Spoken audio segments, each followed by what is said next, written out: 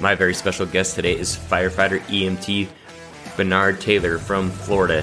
He has an infectious personality. Just wait until you listen. His goal is to inspire one person, and I can see from his Instagram account he's doing just that. His accounts on social media are awesome, and they are very inspiring. We're going to talk to Bernard about his journey into the fire service, how he keeps a good work-life balance, and what he does to manage the stress of his job. Now let's jump right into this episode with Bernard. How you doing, Bernard? I'm doing well, Jerry. How you doing today? I'm doing well as well. There you go. That's English education playing off. Right. Yeah. Bernard, introduce the audience to yourself. Wow, I can't even talk today. There's no words, man. It's Tuesday. You're forgiven. So, guys, my name is Bernard Taylor. I am a firefighter here in the great state of Florida, Palm Beach County Fire Rescue. I've been in the fire service almost 4 years now. Down here, we are firefighters as well as EMS. So I am currently a firefighter EMT, hoping to be a medic within the next 2 weeks. Crossing your fingers, pass my national exam. That is awesome. Yeah, that is awesome. Yeah. In Utah, I'm also a firefighter and paramedic and do law enforcement. So yeah, I know how hard that paramedic step can be. Oh man, I just wanted to get it over with.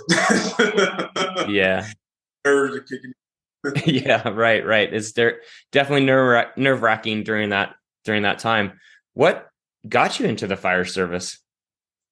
So I spent my whole 20s really just doing odd jobs. I worked probably in every industry you could think of. Fast food, stores, clothing, hardware, construction, like all that stuff.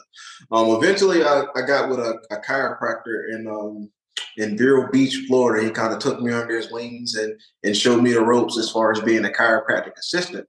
So I spent about 3 years doing that. And during my time as a chiropractic assistant, as you well know, you get a lot of firefighters that, your bodies are beat up, and you do whatever you can to try to feel good and heal.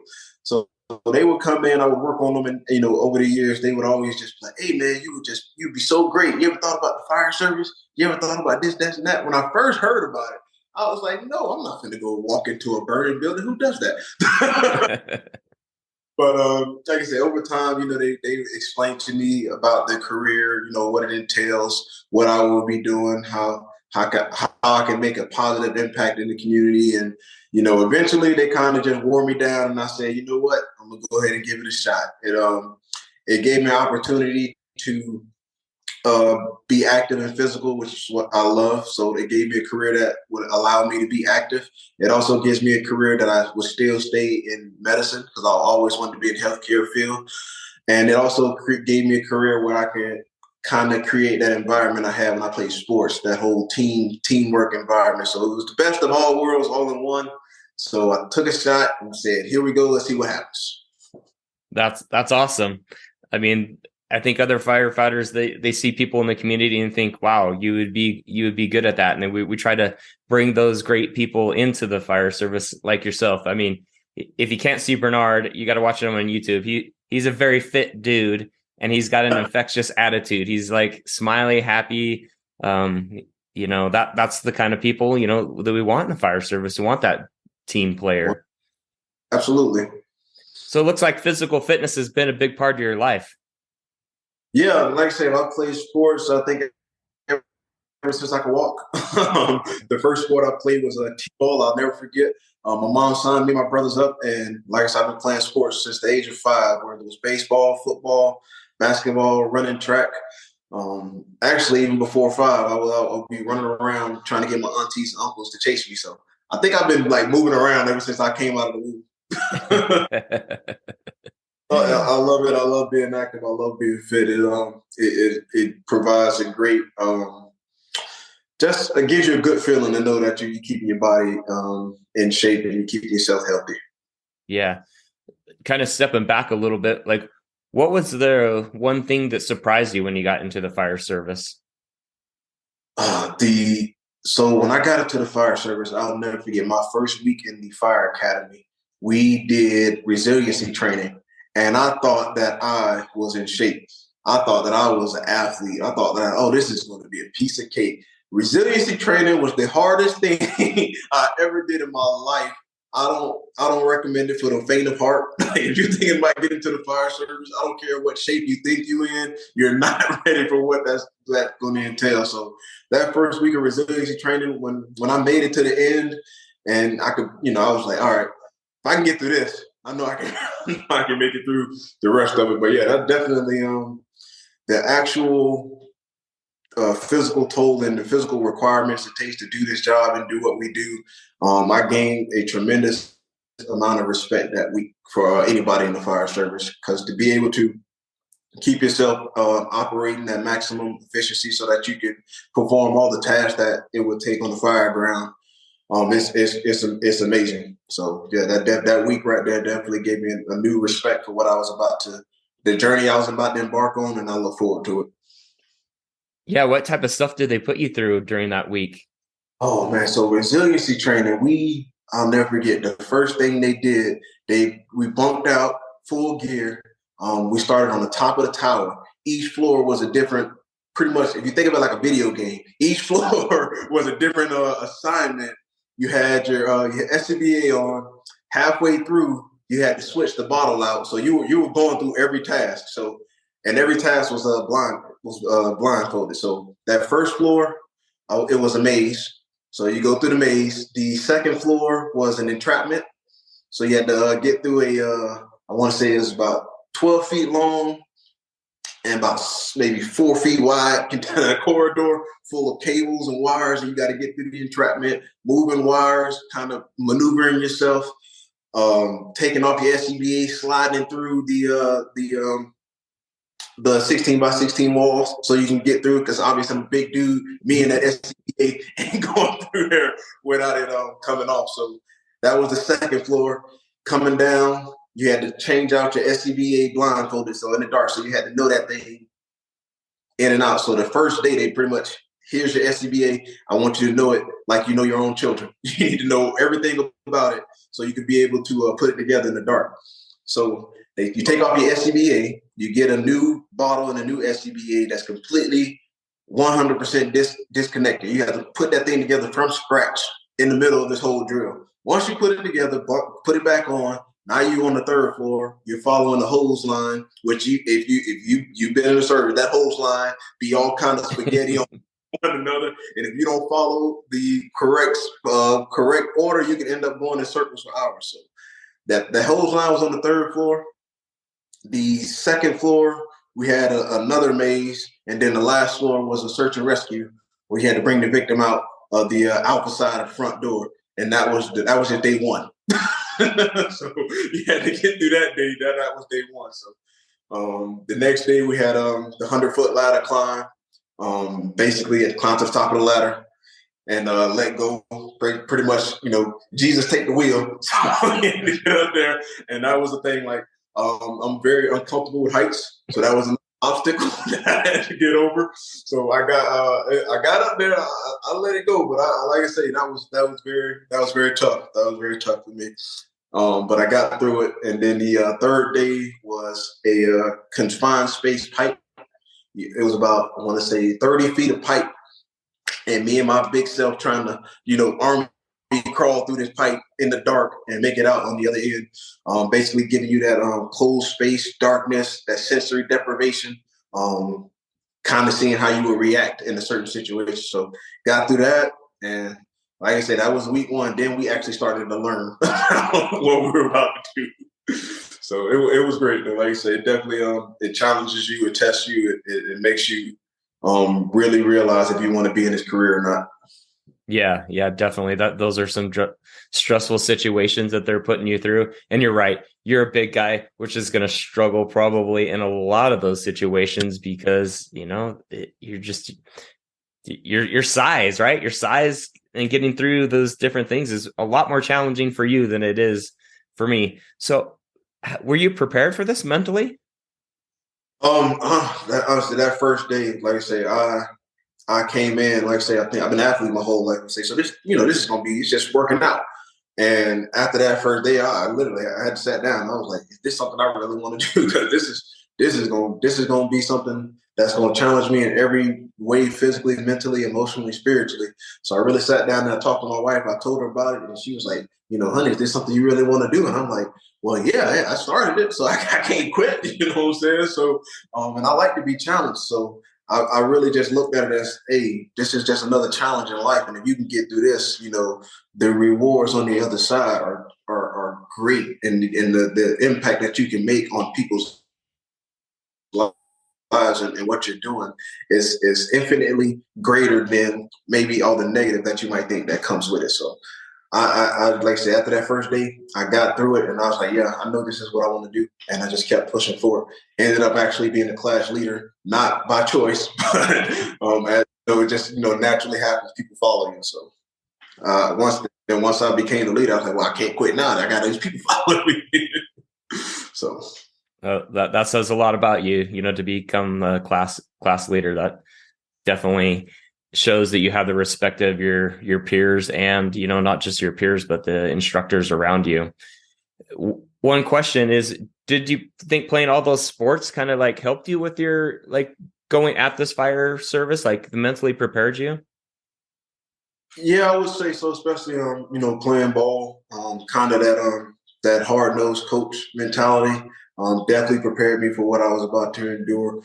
The instructors, they're awesome. They're willing to help. They want to do everything they can to help you succeed. But at the same time, it's tough love. So it's going to be mentally taxing. They're going to challenge you mentally. They're going to push you to your limits. They might even challenge you emotionally just to see how you feel. And like I said, playing sports, I was already kind of used to that environment, being challenged physically, mentally, emotionally, having coaches, talk to you a certain type of way, maybe even berate you a little bit, just to kind of see, if there's going to be a tough skinned guy or maybe this might not be for you. So I would definitely say growing up in that environment, because a lot of guys in the class weren't used to that environment. So it's definitely, if you haven't been in that environment before, it could be kind of like a culture shock to you as far as like, I didn't realize people could talk to you like that.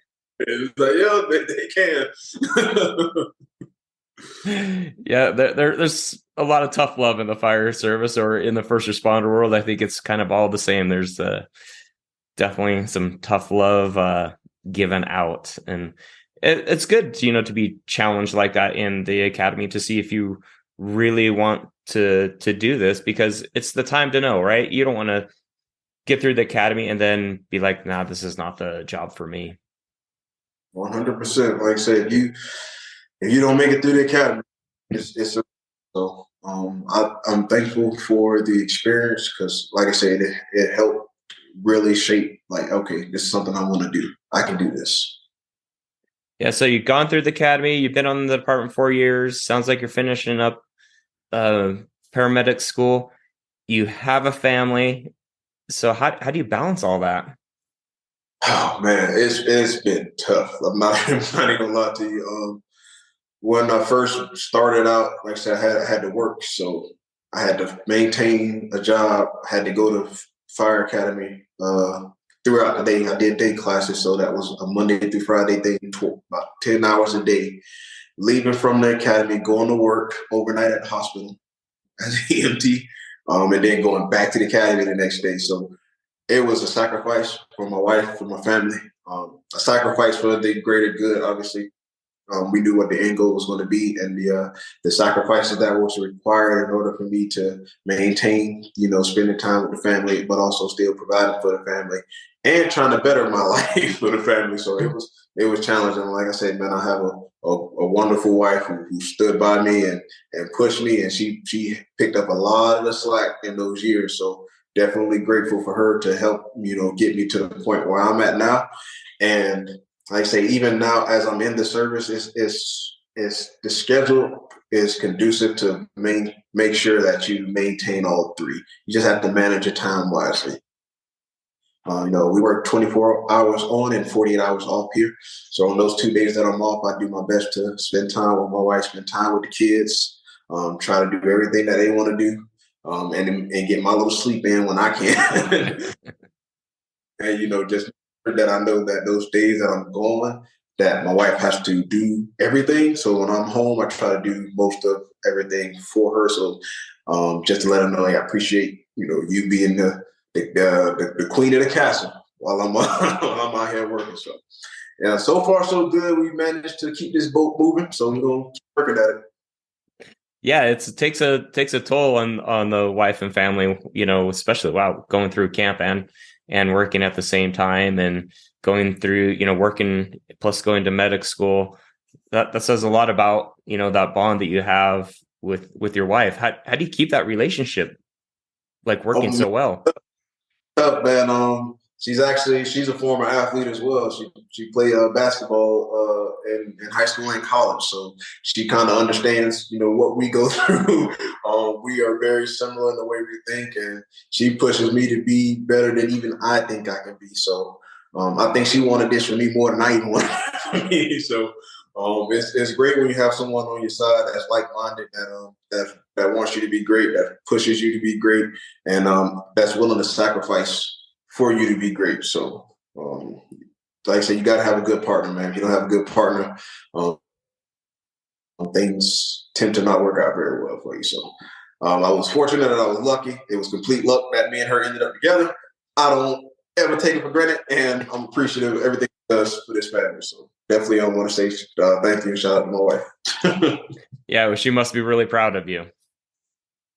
Oh yeah. Like I say, she sacrificed, she's worked, and the results are everything that she possibly could have wanted. So, I definitely want her to know that I'm grateful and want to make sure that every day I go out and keep her proud of me. Here are 5 tips if you're feeling stuck in your life still. 1, take full responsibility of your life. Don't be that victim anymore. You have to get past that. Number 2, praise and enjoy the process. Focus on the journey when things get tough. Focus on the end, where you're headed and why you're headed there. If you truly know, those little things are not going to knock you off your track. Number 3, become anti-fragile. Once again, don't let those little things knock you down. Learn a breathing process so you can get through them and not get stuck in that moment.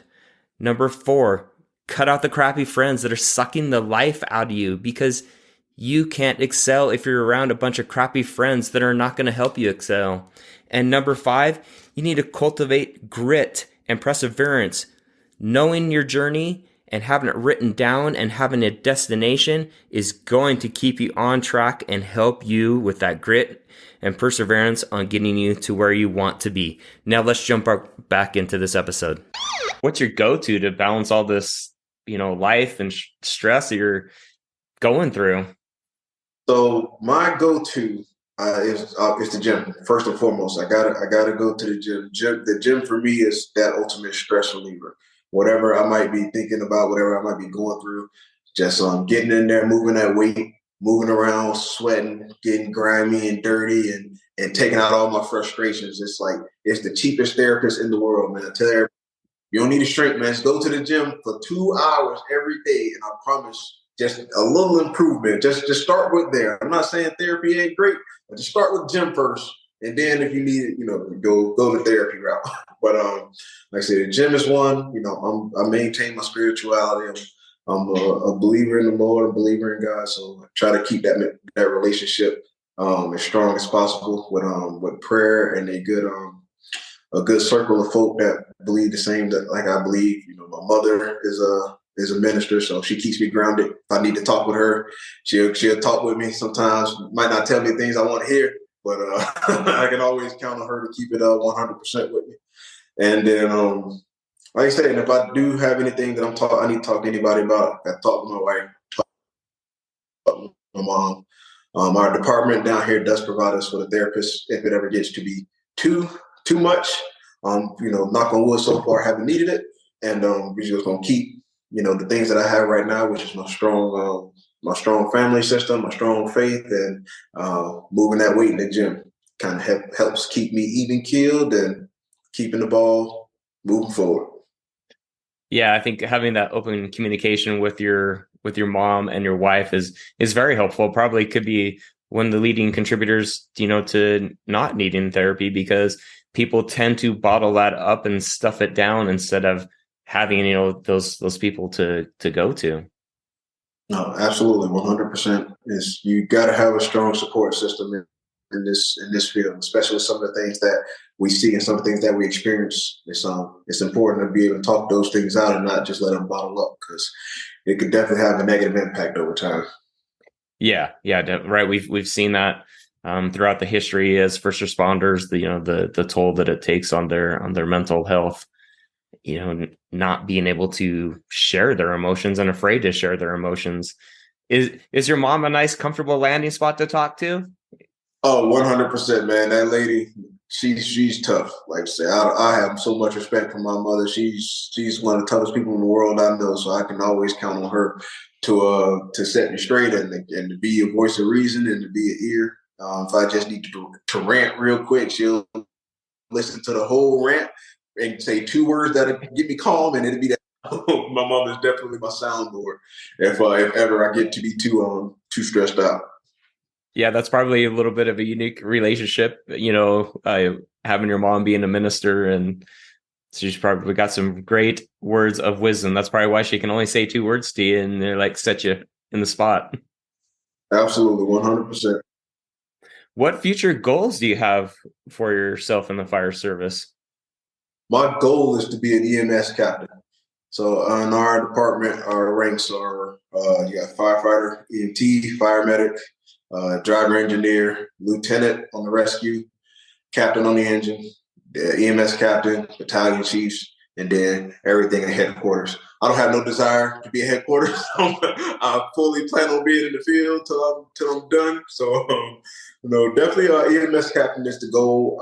I've always been, like I said, I've always been interested in the medical field. I love what we do in this field as far as healthcare, and 90% of the calls that we run are healthcare related. So, like I said, it gives me the opportunity to do something that I've always wanted to do, which is work in healthcare, and being that guy that everybody can go to, when they have questions, and kind of taking control of a scene if it gets to be too out of control, and I think that's just where I see myself at that time. I could be 55 on the EMS captain chart. I can see that. Well, that's a unique position that's not out there for a lot of different agencies that don't have that big of system set up for that. How many people are on your department? So, oh my gosh, I want to say we almost have close to 2,000. Oh wow. 1,000 in the field. Got about 49 to 52 stations, with more stations coming on board. Like I say, Palm Beach County probably one of the bigger departments, second or third biggest department in the state. So it's a lot. It's a lot of people, a lot of room for growth, a lot of room for whatever you desire, whatever your goals are. There's really not a reason that you can't hit the goal in this department, whatever rank that might be that you would want. Especially with a lot of guys retiring out. It's been 25, 30 years, fly by real quick. So a lot of guys retiring out, a lot of guys promoting. So there's very much a lot of opportunity in this department. So just gonna put my head down, keep grinding, do what it needs to be required, and like I say, get to that truck, get to that pickup truck. Oh, that's definitely sounds exciting. How do you think you're making a positive impact in the community? Oh man, it's just the biggest thing is just patient care. Just on being able to see these people. Most of the time, people call 911 just when they're at one of their lowest points. They're in distress. They need help, and just to be a positive light, a positive face, a smiling face for them to see. Sometimes you show up to a scene and someone maybe having uh, anxiety or some stomach pain, abdominal pain, back pain, any kind of medical emergency. Sometimes just that calm, reassuring, like everything's going to be okay. It's going to be all right. We're going to get you the help that you need. That can go a long way, and a positive patient outcome, and just keeping those positive relations with the people in the community, with patients, with kids, with other people, with people that just look up to us. It's important that you just be a guiding light, a positive influence, and you kind of let your positive energy radiate through you so that it can be positive for other people as well. And even with your crew, man, it's hard to be negative when you got this bubbly personality in the back. Just keeping everybody lighthearted and keeping everything moving forward and keep it smooth and making the shift be as smooth as possible. Yeah. Have you always had this personality, just kind of like being bubbly and happy? For the most part, it took a while to get to this point. Lots of trials and tribulations over life, lots of learning experiences, but I'm grateful for where I am right now. I'm grateful for the outcome I have now, knowing the outcome that could have been. So I take it upon myself to be positive because I'm very fortunate, very grateful to be in the position that I am. So there's really not a reason to be negative or be down. I know what could have been, so I'm always grateful every day when I wake up in the morning, and I'm able to do what I do and able to see all the growth that's been taking place in my life, man. So I just walk every day, try to have that energy flowing, and people tell me all the time, just so you're just so happy all the time. Okay. Life's great. That's awesome. How do you feel about kids looking up to you? Man, growing up, you always have your role models, especially growing up in gardens where I did. Oh, here we go. So yeah, especially growing up in Miami Gardens where I did, there were always, people you could look up to in the community, whether it was athletes that would come back and give, people who have become successful out of the community. And I always wanted to be one of those people because I knew the positive impact it had on me and the positive impact it had on others around me. And I always told myself, if I can just be a positive impact on one person, I think that'd be a great achievement in life. If I could just have one person that say my life changed because of you, even if I never met you, just by my example and the things that I've done and the positive example that I give off. If one person just says, "Hey, I've been watching you. I love what you do. I love what you stand for," it really made an impact on my life. I think life would be good. That'd be very fulfilling. And it's all I need. Just it's only one. And over the past year, it's become way more than one. With the growth of my these platforms that I've been on, whether it's Instagram and TikTok, just getting those messages. Those are the best messages, man. Just people from all over, just like, "Hey, man, I love what you do." And you inspire me, whether it's to go work out, go to the gym, or create their own content if they were a little bit shy about getting out there and putting stuff on the internet. And then have young people that are interested in the fire service. They'll send me a message, ask me how it is, what the steps are, and I try to answer all those questions. Anytime somebody sends me a question, I try to answer. I'll never get too on a high horse, man. I'm still the same humble dude that I've always been. If you genuinely have a question for me, if I can help you, I'm gonna help. Because at the end of the day, somebody helped me. So how could I be? How would that look if I didn't, pay it forward? Help others, even with simple questions that they might have. Yeah, I totally understand that. That's how I found you on social media. Was the impact that you were making on social media? Yeah, like I said, it's crazy. Like I said, this literally just been a crazy year for me. I started like around February.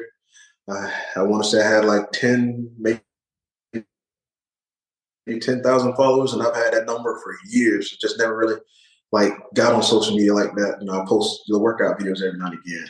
But I see, my kids obviously, because that's more of their generation. They would show me all these videos and send me videos and tag me and stuff, and I'm like, this stuff's pretty. I could do this, and it kind of started with just like, well, let me see what happens, and then it went to skyrocketed to what it is today.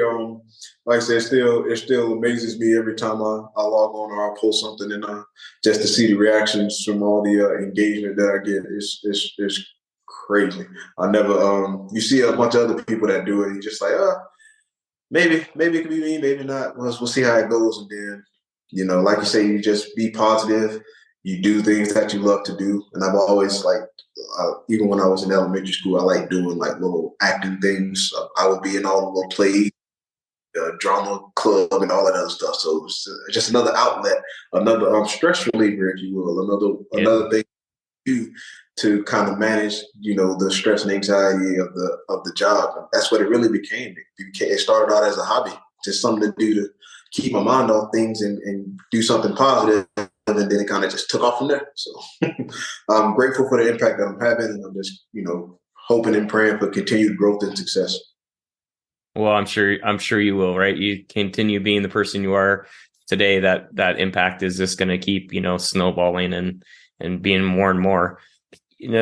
So I'm sure you have some pretty tough calls in your career already, and just being 4 years in. Do you mind sharing anything about that? So my toughest call, the call that I will always remember, was my first pediatric cardiac arrest. It was I want to say, in my rookie year in my first department. We showed up. First thing when I get there, this couple comes out and they just throw their baby in my hands. And I'm here with a baby in my hands, cold to the touch, cyanotic, gurgling kind of respirations. I could tell the baby's struggling to breathe. And again, I'm my rookie year, the lead medic on the truck, probably got 2 or 3 years on. The engine's on his way. And like I say, this couple just is frantic, and I had the baby in my hands. So we go take the baby to the back of the rescue. We start the cardiac arrest procedures. We're heading to the hospital. And me being the EMT, I'm driving. My medics in the back doing the 2 medics are in the back doing what they can for the baby. And all I hear is pull over, because they need another 3rd pair of hands. So we pull over, get in the back of the truck while the cardiac arrest scenario is going, and they're preparing to intubate this baby. And I'm just, the whole time I'm just thinking about my own kid, because at the time I had a pretty young. I want to say my youngest was probably a little bit over 1 at the time. And just the whole time I'm working on this kid, I'm thinking about my own kid, and I'm hoping that this kid pulls through, because I could just see my son's face on his face, and I'm like, we gotta get this kid going. We gotta do what we can for him. So they intubated him. I got back in the front. We drove. I got to the hospital. They got to the emergency room. All the doctors, everybody came in, and I'm sitting there just watching and hoping that everything's okay. About 20 minutes into the cardiac arrest, they ended up getting pulses back. Baby started crying, and I had a tear that just dropped out of my eye. I had to walk off and just gather myself. But yeah, that was probably the toughest call I ever had, man. Just like I said, it hit close to home. And you just don't realize sometimes, you run so many calls, you just don't realize sometimes that when that one call might touch a nerve or might trigger something in you, and you still have to maintain your professionalism. You still have to know that you know what you're doing. You know how to respond in this situation, and do everything you can to make sure the best scenario comes. So it was great. Like I say, they got him back as far as I know, because that was a few years ago. Babies, still growing, good to grow. I guess the story, I think they had the baby in the bed with them, which anybody listen to the podcast, don't put your babies in the bed with them. Right. Put them in the crib. So yeah, I guess the baby was in the bed, got rolled over on my mom. But everything worked out okay. So not all calls have positive outcomes, but I'm glad that one did. So that's probably the one that will always stick with me, just like I say, because it hit so personal. It was so close to home. But yeah, other than that, nothing really sticks out as much as that one does. Yeah, it's funny how you have certain calls that stick out to you, and I think it's like you said, right, there's different things that are happening in your life that make that call stand out more than others. And, relating to one of your children, and seeing it as this child, and working incredibly hard to save this child, and having that positive outcome is great, right? It gives you, right, it's emotional, and gives you the desire, right, to prepare yourself to do more, to be more empathetic, and to take those calls and give your very best. And I know all the listeners that, work on the front lines doing this type of stuff. I mean, some of them don't turn out this way. And that's very difficult as well. And, some people in their careers because of these very difficult calls. 100%.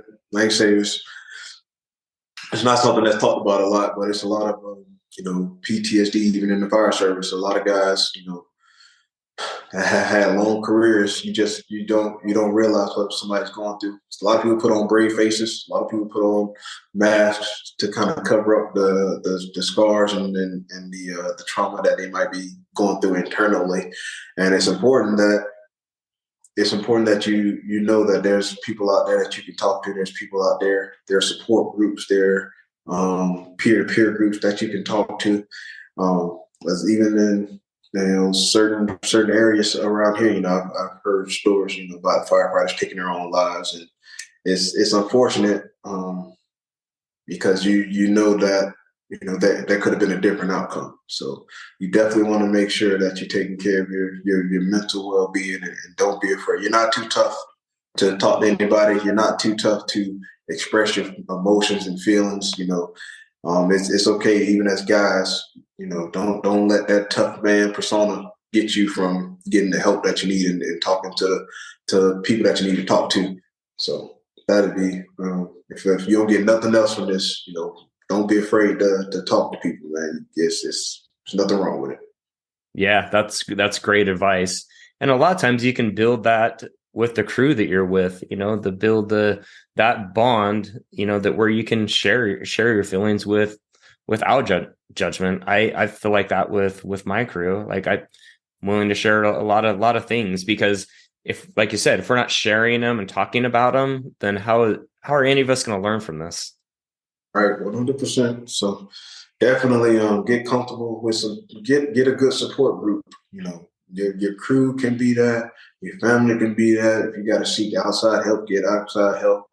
The wonderful thing about my department as well, they have anonymous. They have an anonymous program where you feel like you need to go talk to somebody, you can get the help that you need. No questions asked. There won't be any negative consequences to you seeking help, which is important, because you don't want to not seek help, fearing that something might happen. You might not be able to work, or they put you out on leave or anything like that. So definitely seek help. Definitely talk to people. Definitely keep your mental well-being just as well as your physical well-being, but especially your mental well-being. Keep it tip top.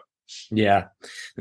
See, it sounds like, you've got your system in place. And for those listeners that don't have a system in place, like Bernard, he's got like his family he can talk to. He goes and works out at the gym. He's got, a system in place to sound like to help control that stress. If you're listening and you don't have one, I mean, definitely reach out to people, because there's a lot of different ways to build a system around you to not get, let yourself get into that dark place where you feel like you can't get out of. Yeah, 100%. Go get the help that you need, please. Bernard, so you're such an inspiring person. What you got? Any inspiring words for the listeners here before I let you go? Listen, man, you can do whatever you put your mind to. Do not limit yourself. Your mind and your body are extraordinary. Whatever you decide that you want to do, whatever you've been putting off, whatever you've been shy or timid about doing, jump off the deep end. Go do it. Do it to the best of your ability and live with the results. You don't want to go through life wondering what if. If I can tell you anything, if I can give you, that's my best piece of advice. Don't go through life wondering what if. If it's a business you want to start that business. If it's, goal workout goals, get into the gym. If it's a career goal you have, find out what you need to do to achieve it. But go ahead and start, jump head first and get it done. Because before you know it, you're 40 or 50, you're 40, 50 years old and you got half your life gone. So if you got something that you've been putting off, start it today. Yeah, that is some awesome advice. That would be some advice I would give people too. That's perfect. You nailed it. Bernard, where can people follow you? Look, man, I'm on all platforms. My name _ Bernard Taylor. You can go on Instagram. You can go on TikTok, Facebook, the YouTube channels under my name. I got all my content on all the platforms. So definitely, if you can, just type my name in, follow, like, share, subscribe, all that good stuff. And as well, make sure you following Enduring the Badge, this podcast. Make sure you following those on all social media platforms as well. Love what you're doing, brother, man. You keep up the good work. Thank you. I've enjoyed our episode today. I think you have some great wisdom and definitely going to inspire some people to take those steps that maybe they've been lacking. This is the new year starting, and so there's no better time than to start now. 100%, man. New Year's goals, New Year's resolutions. Whatever you put down, make sure you achieve them. Don't quit after a month. That's right, right. It's because the gym is busy from January to February, and then it starts to die off. Might not even make it to February. Right. Thank you so much, Bernard, for being on the podcast today. Really appreciate it. Not a problem, Jerry, man. Thank you again for having me.